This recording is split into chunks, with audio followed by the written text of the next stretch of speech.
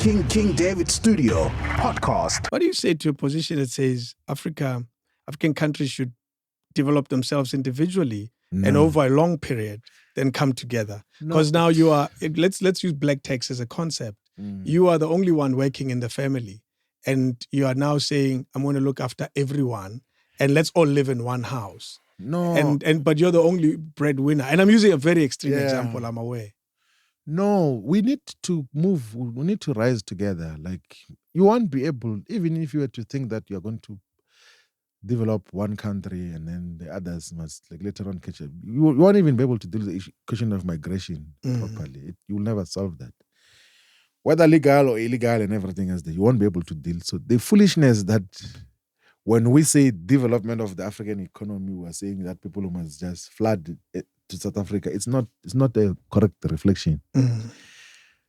So in the cardinal pillars of the EFF, when you read the founding manifesto of the EFF, it says, let's pursue the development of the African economy, where the economies of the entire continent develop at the same time so that we do not have a crisis of intra-migration which will not be manageable in one corner of the continent. Because we're convinced that with the plan that we have, we're going to be able to develop South Africa, but we can't do that to the exclusion of the entire continent. Yeah. So we need to, actually in the founding manifesto of the EFF, it says that Eskom must have the capacity to go and electrify Mozambique, Zambia, Lesotho, so that there is economic activity out of that electricity. That AXA, the airports company in South Africa, must go and build the airport infrastructure everywhere else. Like, we must purposefully and intentionally develop the entire continent, not just to, and that will lead to far much bigger prosperity. But also remember, if we are basing our economic development plan and strategy through industrialization here, industrial products and manufactured products need a market. Someone must buy the product. So who is going to buy if the entire continent is not developed? There's no economic activity.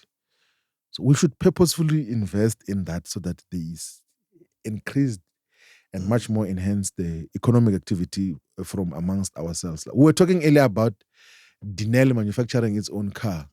Who is going to buy that car if we're all poor? We're all poor. Yeah, because we need to develop everyone so that everyone else will be able to buy the car. So we must develop the entire continent. Like, once we have guided each other properly, eliminated in the entire continent this thing of profit shifting and illicit flows, and we have dealt with the terrorism, we have dealt with the theft of natural resources, because there's too much theft of natural resources in the continent.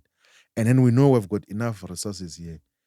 When we manufacture these cars here in South Africa through Denel, the Nigerian government can just come and say that we actually are putting an order for 100,000 cars for all our police stations and military and everything else there. So South Africa must start working on it. But you must have the real infrastructure to take those vehicles today. You must have the infrastructure to do that. And they must be, if needed be, you must have as the capacity to even locally assemble them or manufacture them in Nigeria or in Ghana, everywhere else. So that is what we're talking about, of collective prosperity, not this one of isolated approach, which is never going to take us anywhere. Migration of other Africans into South Africa, an issue that we deal with every day. There's a South African that's watching this that says, David, you can't let him go without talking about this one issue. What is South Africa's misunderstanding of the EFF policy? And maybe start with describing the EFF's policy and what is it that South Africans don't quite get. So, do you know, I will explain two things. Is that there's our agenda for the development of the African economy as a whole. And then there's a chapter, by the way, in the complementary pillars that says on the migration question. We then say as the EFF that as a human organization, as an organization that is human, like it's Pan-African in character, we can't call for the mistreatment and abuse of immigrants by virtue of them not coming or not being born in South Africa or not having the papers. Because how do you, for instance, say that a person must not be given basic medical care because they do not have a certain document?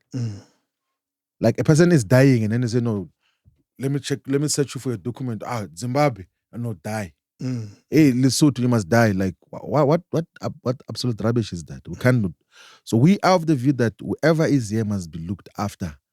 Like we must regularize everyone into proper documentation. We are not calling for the non-documentation of people. We must document everyone so that we're able to track them if they commit crime and all of those other things there. That one we are not apologetic about. But what we will never do is to say that people must be treated like animals because of documents. Should they be sent home? No. Okay. Yeah, no. The whole thing of deportations is also dehumanizing. It's like you're treating people like animals as well. We cannot do that. There must be a way of creating conditions that they can, if they have to leave, they must leave and everything else, or regularizing them. So the issue of naturalization must not be very difficult to then deal with. As long as they're law-abiding citizens and all of those, who must be easy to naturalize our people into our system. The one of mass deportations is dehumanizing. It's similar to what the colonialists did to our people through slavery, like where they just forcefully, once you forcefully transport people, then you remind us of slavery. But one can say you're sending them home, you're not sending them to another country. No. Forceful transportation. How are you sure that they've got a home? Well, they're not from here. Surely they're from somewhere. No, but they might be coming from a country which is elsewhere, a territory, right? But how are you sure they've got a home? When they arrive. Yeah, how are you sure that they've got a home? Like, because that is a wrong assumption. Like, how are we sure that they've got a home? Because moving from one territory to another doesn't mean that you came from a home. But South Africans don't. And we have enough resources in the entire continent, by the way, which can look after all of us properly and sustainably. That is why at the cardinal pillar of the EFF is that let's develop the entire African continent. That will make easier the question of migration. But in the intervening period, we cannot treat migrants in a subhuman way where you deny them access to medication and healthcare and to education as well, where you deny them access to basic necessities that they need. The African continent took care of there's a small number of people who went to exile during the struggle against the fight against apartheid. Actually, most of the African countries even dedicated budgets and full integration. They were not like isolated. Like they had a budget which was looking after those who were fighting for freedom to happen in South Africa. But to then now say that we don't want anyone here, it will never work like that. That is not our approach. I want to wrap up, but I want to ask two quick questions. Yes. There's talk of you being Minister of Finance should the coalition government happen. What conversation are you having within the party, within the EFF, about possible coalition? Look, we are going to be government as the EFF after the 29th of May. So you anticipate an increase in your performance? Improvement in your performance? And then whatever, we're going to have enter into discussions which will end us up in government. Okay. And we'll play different roles there in the national government. Are they identified roles? The first one, which one is President of the Republic. So we want to make President Julius Malema to be the Commander-in-Chief of the Armed Forces of South Africa and the head of state. That is the first position that we are looking at. Yeah. But also, out of just practical observation and what we have been dealing with, the National Treasury needs different leadership and direction. Like, it's very difficult to talk about objectively, right? Like, if I were to become Minister of Finance, I'll possibly be the most qualified Minister of Finance since 1994. Tell me why you say that. Academically, first, but also in terms of experience of the National Treasury sphere.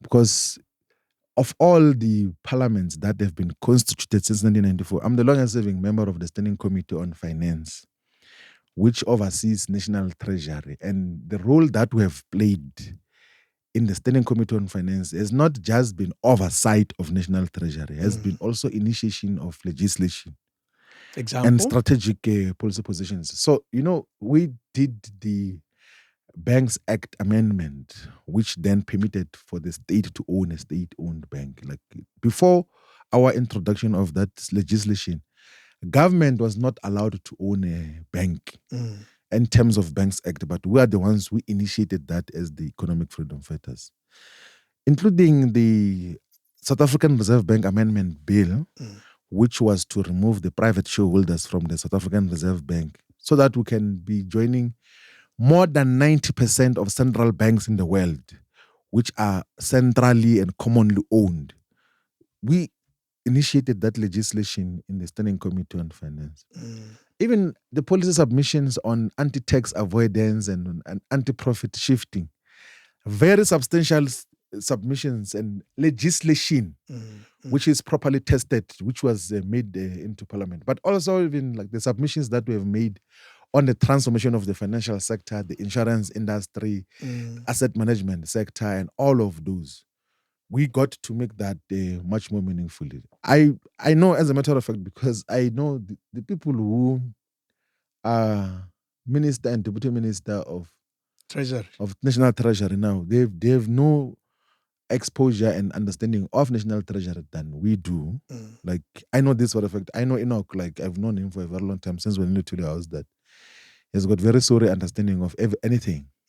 Of anything. Yeah, like even David Masondo, like when he was appointed deputy minister of finance, he had to come to ask basic questions as to what is your understanding of this and that and that and that, and we had to take him through induction as well. So, in terms of the fitness for the purpose, I don't think that is even a question. Like, it doesn't arise. Like, and the one thing is that those people in the ANC, they know that we are more than capable to lead National Treasury. Their president knows that, because their president approached us in 2018. After he became president? Yes. Part of the discussions which he had with me and the president of the EFF was to specifically say that I must go to National Treasury. King David Studio Podcast.